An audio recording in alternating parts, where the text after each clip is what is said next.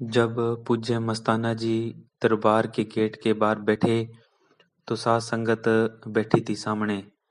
तो पूज्य मस्ताना जी कहने लगे, अंतर्यामी सब थे और वो दिलों की जानने वाले थे, लेकिन वो उनका कुछ अलग ही ढंग था। कुछ कैसे भी लगा लो साध संगत जी, सत्संग करने का और जीवों को वापस कैसे लेके जाना है, कैसे किसको क्या समझाना है, भोले बाबा में ऐसे समझाते थे कि बड़े बड़े ज्ञानी फेल हो जाते थे। तो मस्ताना जी फरमाने लगे कि भाई ये मैनेजर लंगर कब खाता है और कब सोता है, हमने इसे अभी नहीं देखा कभी। ये सुबह देखो तो भी सेवा में, रात को देखो तो भी सेवा में, फिर ये लंगर और सोता कब है। फिर 1 मिनट चुप रहकर मस्ताना जी कहने लगे कि देखो भाई, हम तो बेइल्मी अनपढ़ बाडी हैं बिल्कुल, हमें ज्ञान ध्यान कुछ नहीं आता, और सोना चांदी जो भी पैसे टके हैं वो सब मैनेजर को संभला रखा है हमने। तो कहीं मैनेजर उसमें से तो नहीं हेरा फेरी करता होगा। तो जो सामने मेरे जैसे कई ओछी बुद्धि के बैठे थे कहने लगे, हाँ बाबा जी, जरूर उसमें से हेरा फेरी करता होगा। मेरे साहब के बारे में कहने लगे कि जरूर वो हेरा फेरी करते होंगे। तो फिर मस्ताना जी कहने लगे, अच्छा। मस्ताना जी 1 मिनट फिर चुप रहकर बोले कि आपने उनको लानते मारी सासंग जो सामने बैठी थी। कहने लगे मस्ताना जी कि आपने आके यही सीखा है और पूज्य मनीष साहब जी के बारे में ये ख्याल रखते हो आप। तो मस्ताना जी फरमाने लगे, ऐसा सावन शाही मैनेजर करोड़ों अरबों पे ना मिले, करोड़ों अरबों में एक ना मिले, ऐसा ईमानदार और शावन शाही मैनेजर पकड़ा है सदगुरु ने कि भाई तुम उनको बहुत लानते मारी फिर। और उसी टाइम ये बात 1954 की है कि मस्ताना जी ने कहा कि भाई आप तो ये सोचते हो, पर मैनेजर सचखंड जाता है, कोई इस बात को माने चाहे ना माने।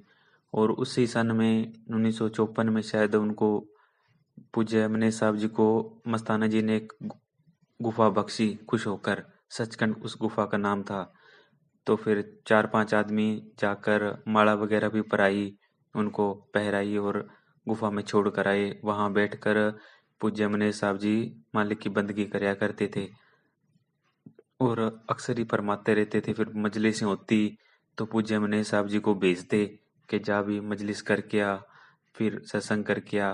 तो आकर मस्ताना जी पूछते कि मैनेजर ने मजलिस कैसे की और क्या बांटा। तो आकर प्रेमी बताते कि सत्संग बहुत अच्छी हुई और कड़ा प्रसाद, जो भी प्रसाद वहाँ बांटते और बांटा। तो फिर मस्ताना जी फरमाते कि भाई मैनेजर सचखंड जाता है। और एक बार मस्ताना जी कहने लगे, उनको उस टाइम 1954 में ही शायद उनको खुंडी बख्शी थी पूज्य मस्ताना जी ने। तो पूज्य मस्ताना जी फरमाने लगे कि मैनेजर की खुंडी में इतना करंट पता नहीं कहाँ से इतनी ताकत आती है, करंट सा लगता है। तो साध संगत जी, पूज्य मस्ताना जी की ये बात सुनकर एक बात याद आ गई। वो साखी सबने सुनी भी होगी शायद पहले। कोई इधर ब्रिंगखेड़े का एक प्रेमी था, रणजीत सिंह जी, और उनकी रिश्तेदारी में कोई तारा चंद जी थे जो उधर राजस्थान में रहा करते थे। तो वो पढ़े लिखे बहुत थे, नौकरी वगैरह उनको मिलती नहीं थी। ये साखी तो सासंग जी लंबी है, पर मैं शॉर्टकट में आपको बता देता हूँ।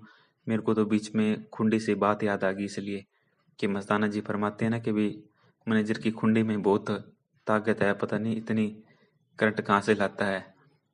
तो वो प्रेमी फिर ताराचंद भी रंजीत जी के कहने पर डेरे आने लगे। फिर पूज्य मनीष साहब जी से नाम भी ले लिया और अपनी पढ़ाई लिखाई उनका जारी था। तो नाम लेने के बाद वो खूब सिमरन करते और एक दिन उन्होंने बेनती की पूज्य मनीष साहब जी से।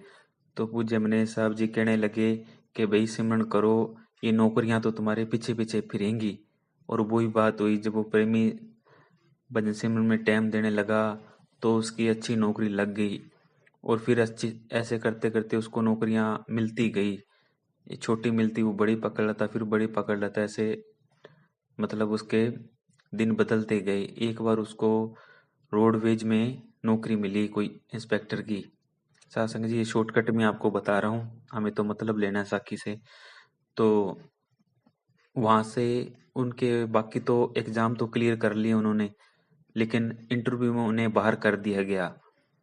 तो फिर जैसे वो डेरे आए अगले महीने, तो पूज्य मनीष साहब जी ने जब मिले, तो पूज्य मनीष साहब जी ने खुद ही उनसे चलकर पूछा कि भाई ताराचंद, तेरी नौकरी का क्या हुआ? तो वो मायूस होकर बोले कि बाबा जी, बाकी तो सब क्लियर हो गया, इंटरव्यू में मुझे बाहर कर दिया गया। तो पूज्य मनीष साहब जी थोड़ा 1 मिनट रुककर ऐसे खुंडी को जमीन पर खड़काकर कहने लगे कि भाई तू फिक्र ना कर, तू भजन सिमरन कर, काल से तो नौकरी खुंडी मार कर ले लेंगे। तो ये बात उस टाइम याद आ रही, वाकई में वो जो वचन करते थे वो बिल्कुल पूरा होता था। और पूज्य मस्ताना जी ने भी उन पर बहुत रहमतें बख्शी, उनको अपनी ताकत से उनको सब कुछ दिखाया। पूज्य मस्ताना जी कभी भी मनीष साहब को बाहर का खाने नहीं देते थे, और यही हमारे पूज्य मनीष साहब जी की आदत थी।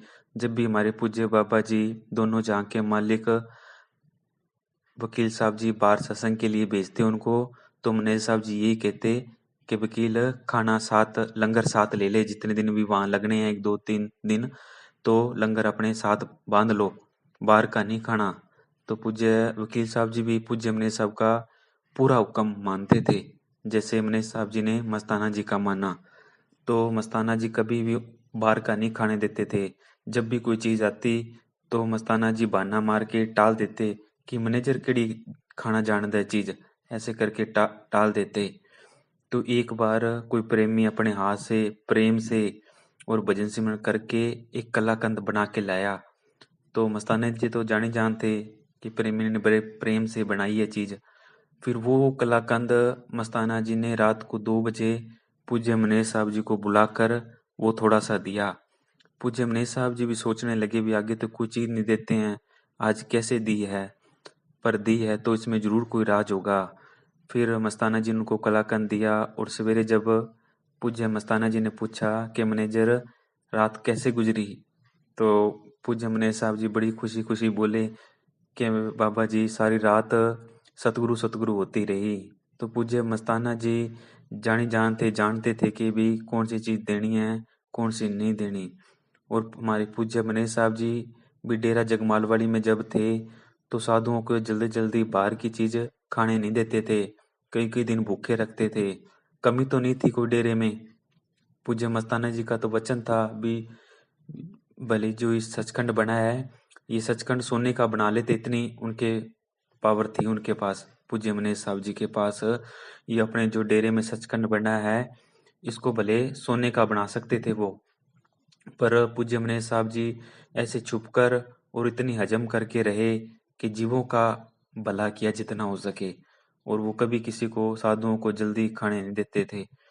एक बात सासंग जी यहाँ याद आ गई, और बात सुनाते हैं आपको। एक बार एक प्रेमी कोई